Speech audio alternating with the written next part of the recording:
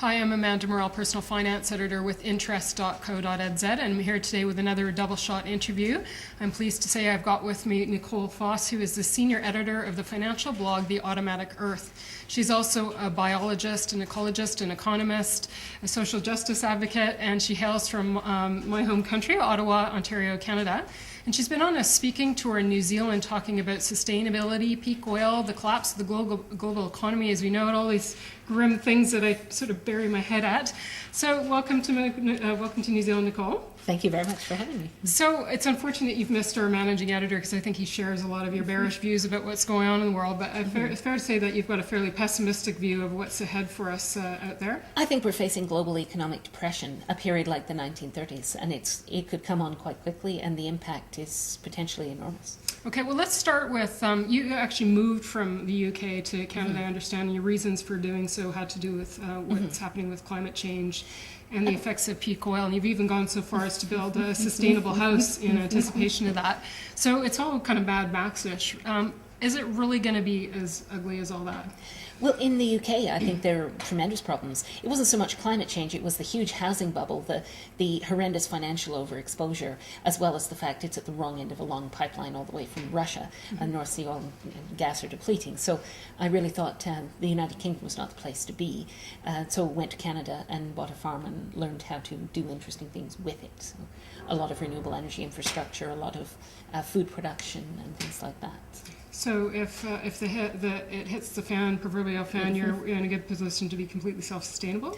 Not entirely, but more so than most. So there are always limits to how self-sufficient anyone can possibly be, but it's a reasonable setup.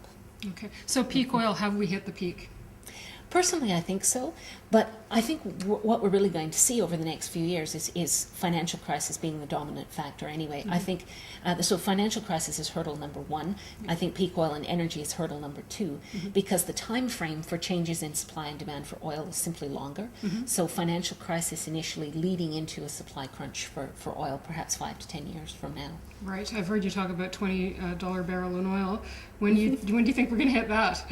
That could be in the not too distant future, because as we saw in 2008, prices can fall a very long way, which has nothing to do with supply or demand for oil.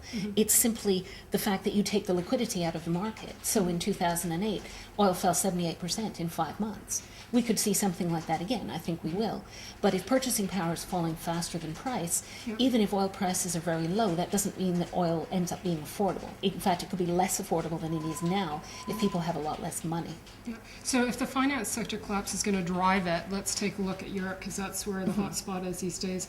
How far off we are from, Eurozone breakup or a sheer collapse of the banking sector? I would be surprised if the single currency lasted more than another couple of years. It could go all at once, or it could simply shed members. There are various countries in the European periphery that look poised to go over the edge pretty much immediately. Default is definitely on the cards for all of them. Austerity programs are merely forcing default, accelerating default. And in fact, even the countries at the center in Europe have major financial risks. So enormously overexposed banking systems, too much leverage, large housing bubbles is pretty much the story across the Eurozone. So I think what we're seeing is contagion that is going to spread from Europe to much of the rest of the developed world. How about the U.S.? Obviously struggling with the debt situation that they're trying to manage, and you hear a more optimistic view coming out of the U.S., but where do you see the cards falling there? The U.S., there's a knee-jerk flight to safety into the reserve currency that's already begun a year ago, and I think that has a lot further to go. And the U.S. interest rates are very, very low because the U.S. is perceived to be a safe haven. Rightly or wrongly, there's a perception that the U.S. will never default on its debt, and that's enough to make it the recipient of capital flight from Europe. So at the moment, the U.S. is seeing the dollar rise and interest rates stay low because it's not attracting a risk premium, unlike the European Eurozone, where interest rates are going through the roof in many places because interest rates are a risk premium. How about Canada? I'm curious what your thoughts are about Canada, because we've been buffered from a lot of the effects to a certain extent by a more conservative banking sector, and our economy is somewhat different. To a point, I think 40-year mortgages with nothing down are subprime by almost anybody's definition, though. And in fact, you can get 110% mortgages. It's not an ideal situation. Canadian banks are not that large, not that liquid. Too often they're holding the bag at the end of a reinsurance contract and things like that. So I don't think the banking system there is going to be particularly able to withstand what's coming. There's some of the largest housing bubbles in the whole world, so the banks are invested in assets that are going to absolutely collapse in value in Canada. We were insulated, as in fact were Australia and New Zealand, by being commodity exporters into a major commodity bubble, particularly to China. But the Chinese bubble itself is bursting. Commodity prices are going to fall with the withdrawal of liquidity, as they did in 2008. And so this time, I think all the exporters, commodity exporters, are not going to be insulated from what's coming, and they're going to experience depression as well. Okay, well, that's bad news for New Zealand. We're a big export-based economy here as well. So is there any protection at all, or do you think we'll suffer a different fate somewhat? I think New Zealand is better positioned in many ways because it can be self-sufficient. It has a good resource base. It's not overpopulated in comparison to that resource base. And it has a really big moat because it's it's a little island in the sea. So the prospects for New Zealand, I think, are really not bad. They're worse for many other places. I think far worse for Europe, ultimately worse for the United States as well. The political culture there is heading in some very dangerous directions towards a police state. I think New Zealand's prospects in the long run are not bad, but there will be an almighty financial crisis and a period of economic depression here. And if people look at the history of the depression of the 30s in New Zealand, it was not a pretty picture. So it does mean living through quite a long period, probably 10 years at least, of economic depression and seriously hard times. So if one were forward-thinking and trying to protect themselves from this, what businesses, if any, do you think show any signs of resilience through such a forecast? The sort of things that have local supply chains and a local customer base. It's really going to be about being relatively self-sufficient, living within the local resource base, because trade takes an enormous hit during periods of economic depression. In the 1930s, trade fell by 66% in 2 years. New Zealand is currently extremely plugged into a globalized economy as an exporter and as an importer. That isn't going to work in an economic depression. So New Zealand will have to revert to living on its own resource base, and the transition from here to there is going to be uncomfortable, but at least it's possible, whereas in a lot of parts of the world it won't even be possible to be self-sufficient. So I'm assuming you have absolutely no faith in any of the political authorities or financial authorities at central banks to rectify the situation, to intervene it, and to get us back afloat. Oh, not even slightly.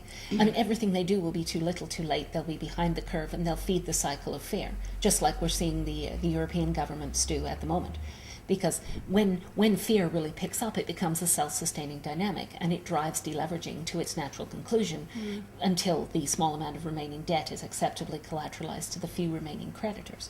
So I think we are definitely going to see that dynamic no matter what governments and central banks do.